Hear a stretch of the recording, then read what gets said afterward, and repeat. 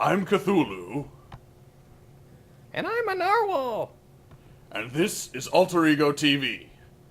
First up, Deadpool 33.1, continuing Marvel's Point 1 initiative of great jumping on points.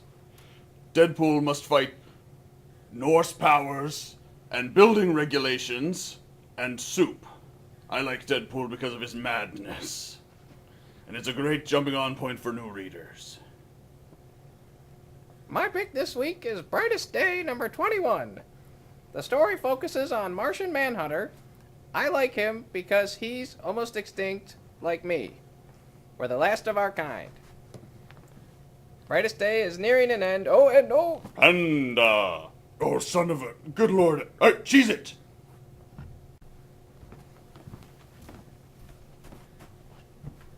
Josh, did you move the Squishables last night? No. Weird.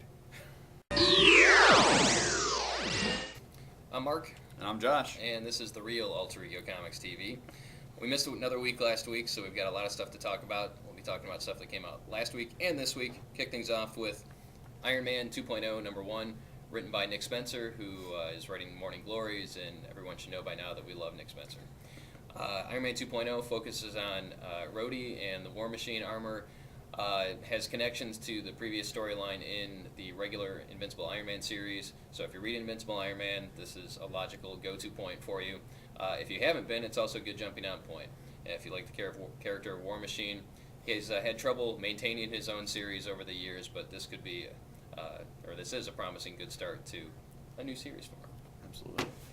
All right, if you picked up the regular Avengers book last week, you may have noticed a happy surprise in the back. For the same normal cover price, you also got the first issue of Heroes for Hire. Well, Heroes for Hire 4 came out this week, and we do have all 4 issues in stock. It's a great new series featuring just a rotating cast of characters of your great, B and street level Marvel heroes. And it's starting to really heat up, and we're just trying to figure out what's going on. So you should give it a look. It's a great read. Also out last week, the final issue of the Fantastic Four. The previous issue, spoiler warning, although most of you should know this by now, the Human Torch dies, so the Fantastic Four is now the Fantastic Three, and this is the fallout from that issue.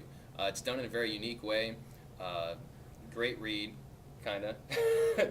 Read might be strong. Yeah, read might be the wrong word because there aren't a lot of words, but it's told very well in images. There's also a nice backup story with Spider-Man and Franklin Richards, both of them having lost an uncle early in life, so it's kind of a cool moment. So this isn't the end or the last that we're going to see of the remaining Fantastic Four characters. The Future Foundation is a new series that starts in March. I think it starts later this month, Yep. which features Mr. Fantastic, the Invisible Woman, the Thing, and Spider-Man. So that should be a great read. Also, Jonathan Hickman doing the writing chores on that. So nice consistency, building off of a lot of things that he started with his Fantastic Four run. Check it out. All right, new this week, we've got 5 Ronin from Marvel. This is a 5-issue mini. Each issue focuses on a specific character, and basically they've moved them back to a feudal Japan-style setting, and you've got them working out justice in a world where there is none. The first issue features Wolverine, and future issues are going to cover the Punisher, Psylocke, Deadpool, and the Hulk. And it's a good kind of Elseworldsy tale, and if you like samurai movies, stuff like that, or you like any of those characters, you'll probably enjoy it. Out this week in trade paperback format, The Grim Hunt, one of the best of the recent Spider-Man storylines. Very dark. It features the return of Kraven the Hunter and his crazy family. We see the death of a spider character.